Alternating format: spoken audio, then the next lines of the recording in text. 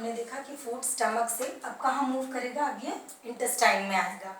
Intestine में जब ये फूड आता है बेटा, उसमें दो सिक्रेशंस और आती हैं, और वो आती हैं एक ग्लैंड लीवर से। लीवर के बारे में आपको पता है कि ये लार्जेस्ट ग्लैंड है बॉडी का, लीवर से। और ये लीफ लाइक स्ट्रक्चर जो है पैंक्रियास, वहाँ से। लीवर क्या सिक्रीट करता है, बाइल जूस सिक्रीट करता है। ये लीवर है, ये बाइल जूस बनाएगा और टेम्परेरीली उसको गॉल ब्लैडर में स्टोर कर देता है। जब फूड इंटेस्टाइन में पहुंचता है तो गॉल ब्लैडर से ये सिक्रेशन इंटेस्टाइन में आ जाता है। इसी तरह से पैंक्रियास भी पैंक्रियाटिक जूस बनाते हैं और उसको इंटेस्टाइन में डालते हैं ताकि यहाँ पर फर्दर डाइजेशन हो सके।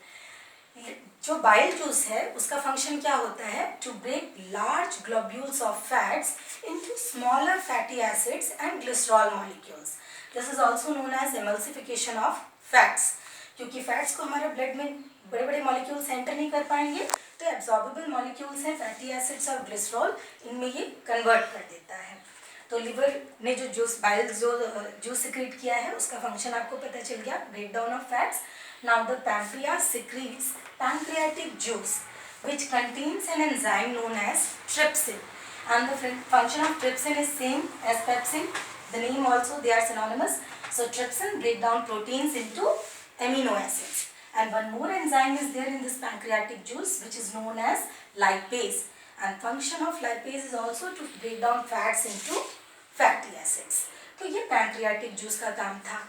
Now when the food enters into this intestine, यहाँ पर हमारा फाइनल डाइजेशन का प्रोसेस कंप्लीट हो जाएगा। पूरा डाइजेस्टिव सिस्टम अभी कंप्लीट नहीं हुआ है, we are just completing the second step of nutrition. यहाँ पर डाइजेशन हमारा कंप्लीट होगा जब लीवर के बाइल जूस, पैंक्रियाटिक जूस यहाँ के मॉलिक्यूल्स को ब्रेक डाउन करके सिंपल मॉलिक्यूल्स में कन्वर्ट करेंगे। एक बात, ये इंटेस्टाइन हाईली कॉइल्ड स्ट्रक्चर होता है। इस पूरी एलिमेंट्री कैनाल का जो माउथ से शुरू होकर एनस तक आती है, एक लॉन्ग ट्यूब लाइक स्ट्रक्चर है। इस पूरी एलिमेंट्री कैनाल का सबसे लेंथीएस्ट पार्ट हमारा ये इंटेस्टाइन है। ये हाईली कॉइल्ड होता है यहाँ पर, और इस इंटेस्टाइन में जो ग्लैंड होता है उसका नाम होता है इंटेस्टाइनल ग्लैंड। ये इंटेस्टाइनल ग्लैंड फाइनली लिवर और पैंक्रियाटिक जूस की मदद से इंटेस्टाइनल ग्लैंड क्या करता है, जितने भी कॉम्प्लेक्स मॉलिक्यूल्स बचे रह गए हैं, जितना भी कार्बोहाइड्रेट है उसको ग्लूकोज में चेंज कर देगा, जो भी प्रोटीन बचे हुए हैं उसको अमीनो एसिड्स में कन्वर्ट कर देगा, और फैट जो है वो फैटी एसिड्स में, ग्लिसरॉल्स में कन्वर्ट कर देगा। तो यहाँ पर जो भी कॉम्प्लेक्स मॉलिक्यूल्स थे वो बिल्कुल सिंपलेस्ट एब्जॉर्बेबल फॉर्म में कन्वर्ट हो गए हैं। एक पॉइंट और जो मैंने मिस किया बेटा, वो ध्यान रखिएगा, पैंक्रियाटिक जूस के जो दोनों एंजाइम्स हैं वो एल्केलाइन मीडियम में ही काम कर पाते हैं। इससे पहले हमने एसिडिक मीडियम की बात कहाँ की थी, स्टमक में बात की थी। जो कि पेप्सिन एंजाइम है वो एसिडिक मीडियम स्पेसिफिक होता है, बट जो पैंक्रियाटिक जूसेस के ये दोनों एंजाइम्स हैं ये एल्केलाइन मीडियम में ही काम कर पाते हैं। और वो एल्केलाइन मीडियम कौन प्रोवाइड करता है, जो लिवर से जो जूस आ रहा है बाइल जूस, वो उसको एल्केलाइन मीडियम प्रोवाइड करता है, तभी ये दोनों एंजाइम्स फंक्शन कर पाते हैं। डाइजेशन कंप्लीट हो गया, थर्ड स्टेप पे चलते हैं, एब्जॉर्प्शन। जितना भी सिंपल मॉलिक्यूल है वो डायरेक्टली कहाँ चला जाएगा, स्मॉल इंटेस्टाइन में। स्मॉल इंटेस्टाइन ऐसे कॉइल्ड है हमारी, बट इसमें आपने विल्लाई के बारे में पढ़ा है क्लास 7 में। लंबे लंबे फिंगर लाइक प्रोजेक्शंस होते हैं बेटा, ये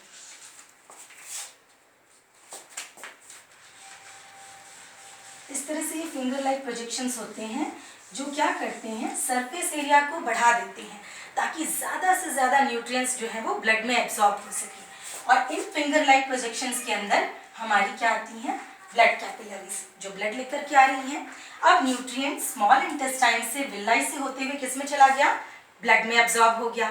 एब्जॉर्प्शन कंप्लीट हो गया, ब्लड के जरिए अब ये सारे न्यूट्रिएंट्स कहाँ पहुँच जाएंगे, सेल के पास चले जाएंगे। तो सेल उसको क्या करेगा, न्यूट्रिएंट्स को असिमिलेट करेगा और एनर्जी प्रोड्यूस करेगा और अपने जितने भी वाइटल फंक्शंस है लाइफ प्रोसेस के वो परफॉर्म करेगा। तो assimilation is over now.